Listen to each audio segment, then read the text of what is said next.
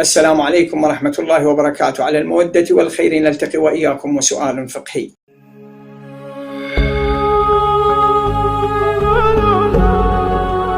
سؤالنا لهذا اليوم: هل يجوز قتل الحشرات والقوارض الموجودة داخل البيوت؟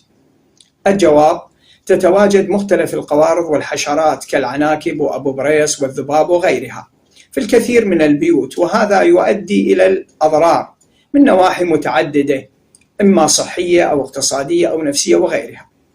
ففي هذه الحالة يجوز قتل هذه الحشرات والقوارض، ولكن يكره تعذيبها قبل القتل أو إحراقها بالنار. والحمد لله رب العالمين، وصل يا رب على محمد وآله الطيبين الطاهرين.